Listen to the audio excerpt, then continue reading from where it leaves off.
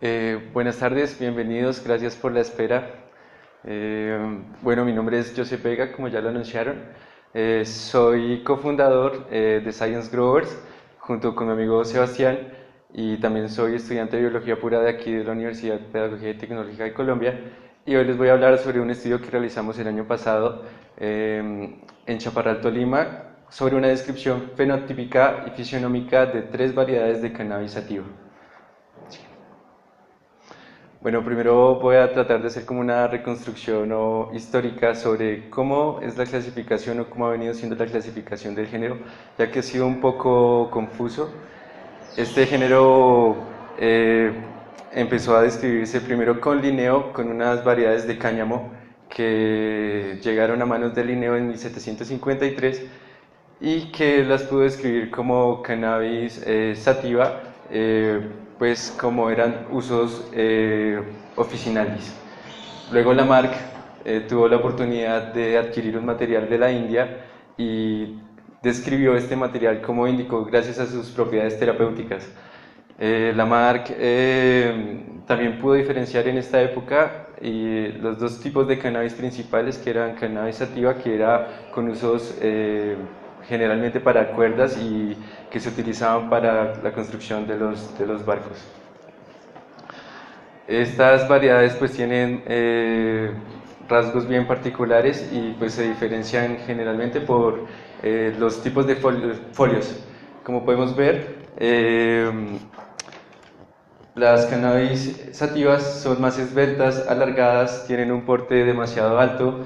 Las cannabis índicas son de folios demasiado anchos y tienen un porte, pues por decirlo así, arbustal. Este género ha tenido como una especie de entropía nomenclatural y desde los 70 se ha reportado como esa necesidad o esa gran afinidad que se necesita de aclarar qué pasa con ese género, dado que por su domesticación y por su alta utilización no ha tenido como un origen exacto, es decir, las plantas silvestres no se conocen como tal y por eso mismo han tenido que generarse como unas nuevas alternativas. Nosotros pues nos basamos en la taxonomía clásica para este estudio, en la que se encuentra pues la cannabis sativa en la familia Cannabaceae, y en este sentido pues nos vamos a desarrollar en base a esto. Hay una cierta parte que es la quimiotaxonomía, que se han basado en base a los dos grandes grupos de cannabinoides, THC y CBD, de los cuales han hecho estudios para poder definir cuál es el origen taxonómico exacto de estas especies. Con la quimiotaxonomía se ha llegado a entender que existen 4 especies de cannabis en este género. Pero el gran problema de la quimiotaxonomía es que en una misma planta puede pasar que existan diferentes ratios de cannabinoides o que existan variaciones de los mismos, entonces no es una herramienta muy factible, pero aún así sigue siendo útil. Pues de nuevo, nosotros nos seguimos basando en la taxonomía clásica. Voy a hablar un poco de la historia del cultivo de guerrilla o explicarles un poco de qué es el cultivo de guerrilla según Cervantes. El cultivo de guerrilla es aquel en donde se escoge una parte o una zona aislada, ojalá de un clima medio tropical, esto para el trópico, y se limpia la zona, se utiliza una gran cantidad de semillas y luego de esto se empieza a cultivar. Lo que hace esto es implementar, bueno, una gran cantidad de semillas para que exista como una buena posibilidad de germinación. Ellos no discriminan si hay machos o hembras o qué pase durante el cultivo, o sea, la idea es que haya como el mínimo esfuerzo de inversión de energía para atender el cultivo. Entonces las visitas se hacen más esporádicas. En Colombia se ha registrado que el cannabis apareció más o menos sobre 1925 desde las costas y que se vino dando desde el Caribe y tuvo como su gran boom desde el norte hasta el eje cafetero. Allí como que se vino dando como cierta crianza de variedades de cannabis sativa. Y durante todo este tiempo como que la domesticación se vino dando, pero aunado esto, también la ley se ha venido reforzando, entonces esto ha dado pie para que existan alternativas de cultivo, o se vayan cultivando cannabis en casas, en patios o, según la literatura, pues en los hogares. Esto pues desde los 70 se reportó que existe como más de 50.000 cultivadores y esto dio pie que para todo el mundo se viniera dando como una serie de exportación, y como ya conocemos según la historia sociopolítica del país, pues Colombia es famosa por las variedades de cannabis que maneja. En este sentido, este gran boom de cannabis y digamos de usuarios que necesitaban o que estaban, o esta demanda de cannabis, generó un impulso de grupos y de entes para producir una gran cantidad de cannabis.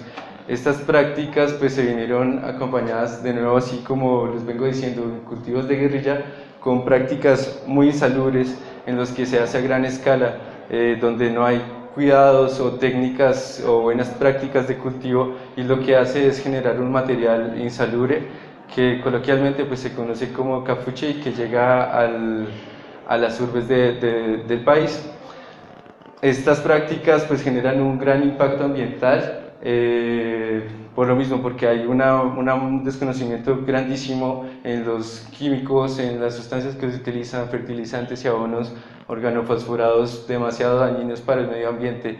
Y como ya les había comentado, como se utilizan zonas aisladas o que sean de difícil acceso, pues el impacto ambiental es considerable. Bueno, tuvimos la oportunidad de tener el soporte o el apoyo de una empresa que se llama Palma Verde, y nos dio la oportunidad de nuevo de llevarnos o darnos la propuesta de que existía un cultivo ilícito en Chaparral, Tolima.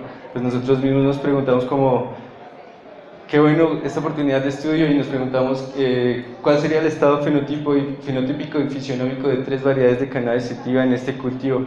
Entonces, para desarrollar esto, pues nos propusimos evaluar estos fenotipos y también el estado fisionómico de estos cultivos en Chaparral, Tolima. Para desarrollar esto, entonces, quisimos describir las características organolépticas macroscópicas de las flores y de las semillas en el lugar y también en el laboratorio, identificar los agentes o los posibles agentes que estaban presentes en el cultivo y que podían estar afectando de cierta forma el material final.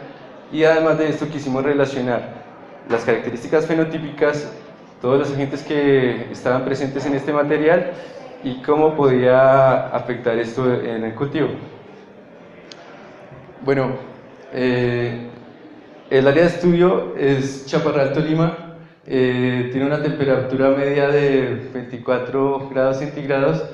El lugar exacto es el corregimiento La Marina, la vereda también se llama La Marina. Este lugar presentaba una pendiente bastante particular, era muy asentada. Siguiente. La siguiente parte del estudio se desarrolló acá en la ciudad de Tunja, y ya más adelante les voy a explicar por qué.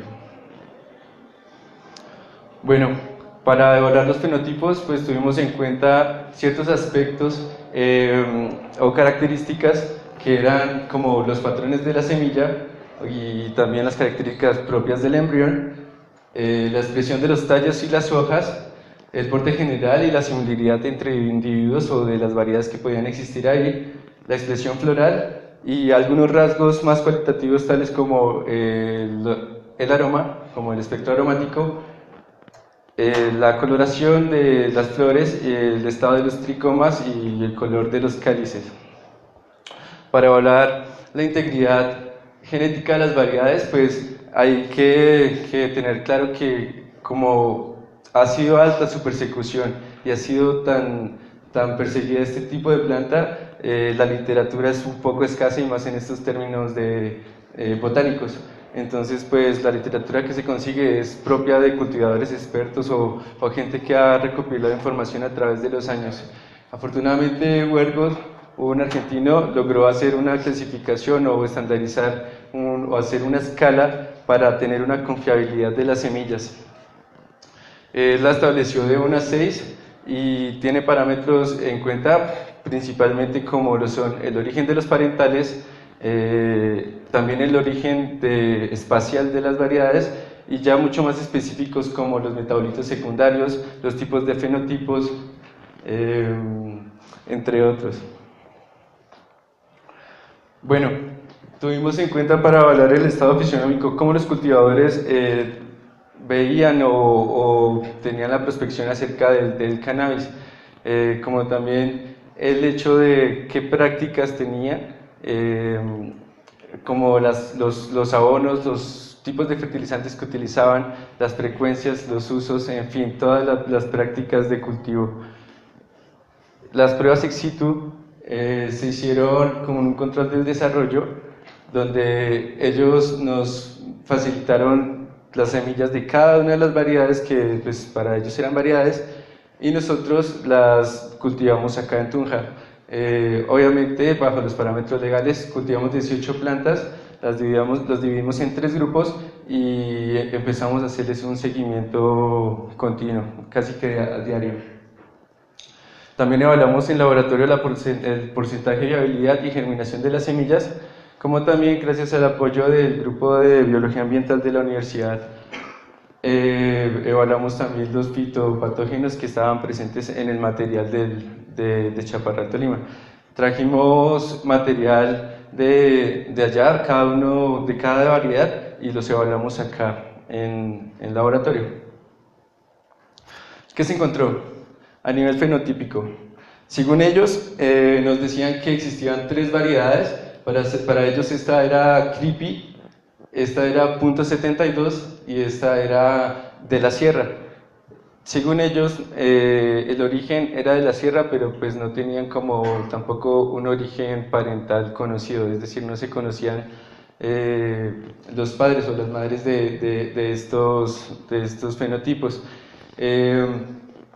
Nosotros hicimos la descripción, no voy a andar mucho en esto, pero hicimos la descripción pues, de todos los caracteres fenotípicos en cuanto a número o densidad de cálices de las flores, como también los patrones de las testas y de los embriones. El material aún así, después de curarse y secarse, presentaba unas características demasiado precarias. El grado de confiabilidad fue de 6. ¿Por qué? Porque no hubo conocimiento de los parentales ni tampoco de dónde eran exactamente. Este material tuvo o presentaba dentro del cultivo una alta plasticidad fenotípica, es decir, que de las variedades que se presentaban, los mismos individuos presentaban diferentes formas o una alta gama de expresión fenotípica. Esto da una señal o una indicación que hubo una poca domesticación o una poca estabilización de las variedades, lo que nos da pues, un rango de confiabilidad demasiado precario.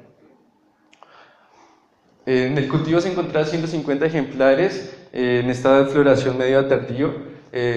Todas presentaban como un estado más o menos entrando a esa parte de la floración y tenía fenómenos de herbivoría por parte de artrópodos como del género Orfuela, que fue uno que colectamos, afecciones por agroquímicos organofosforados, también por roedores y presencia de hongos. También gracias a los testimonios de los cultivadores, pues ellos nos facilitaron información que más o menos de las semillas que ellos ponían a germinar, germinaban el 30% y más de la mitad podían ser machos. En el control de crecimiento encontramos que hay una cierta relación entre lo que es como un mayor crecimiento en cuanto a altura y una relación baja en cuanto a lo que es cobertura. ¿Esto cómo se puede relacionar? Aquí hay como un patrón exacto en la base sativa en que es mucho más alto el crecimiento que las hojas cuando son más frondosas. Los análisis en laboratorio pues, nos dieron la indicación de que más o menos era un porcentaje aceptable o medio de viabilidad de las semillas y de germinación, lo que nos da una idea de que pues, el material es regular. Punto 72 fue la que presentó la menor tasa de viabilidad y germinación, por lo que se piensa que es como la que menor en estado de estabilización se encontraba. Los datos que nos arrojaron en el laboratorio del grupo de biología ambiental fueron la presencia de 3 tipos de hongos: Fusarium oxyporum, y Fusarium solani y Rhizoctonia. Según la literatura, estos hongos pueden presentar altas afecciones a la salud cuando son consumidos por combustión. ¿Por qué? Porque el hecho de que cuando hay combustión las esporas no son eliminadas y esto puede ir directamente a los pulmones, generando afecciones broncopulmonares, fiebres o tos. La famosa tos del consumidor es posiblemente por consumir material de esta calidad. También encontramos una bacteria del género Pseudomonas fluorens que, según la literatura, en grandes concentraciones puede generar afecciones a la salud. Entonces, en este sentido, pues el material estaba altamente contaminado por estos organismos. Bueno, para concluir, estos fenotipos pues tienen una muy baja integridad genética, como ya lo nombré, de grado 6 de confiabilidad. Estos ensayos que tuvimos de crecimiento acá en la ciudad nos demostraron que es de base muy sativa, pero pues que existe una altísima plasticidad fenotípica y que no puede haber como una confiabilidad en cuanto a sus orígenes genéticos. El cultivo pues presentaba un estado fisionómico regular y, de nuevo, estos agentes pues dan las características de que son un producto realmente muy alterado. Los pesticidas usados que utilizaron ellos son organofosforados, ¿no? Olvidé decirles que ellos utilizaban también cal y gallinaza. Entonces, según estos pesticidas tienen como la característica de que si se combinan puros con algún material alquilino se desactivan o se desinhiben y también pueden generar como una afección directa al suelo. Esto también es demasiado perjudicial para el medio ambiente y pues por supuesto para las plantas y, de nuevo, al producto final para los consumidores. Estos agentes fitopatógenos pues dan la característica de que son de alto riesgo para el consumo humano. Entonces lo que nos lleva a pensar es que el producto final es demasiado insalubre y no apto para el consumo humano.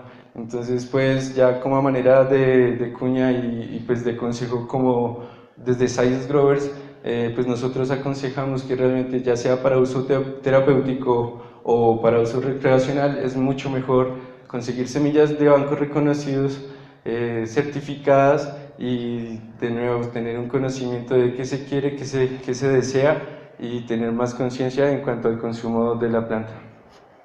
Gracias.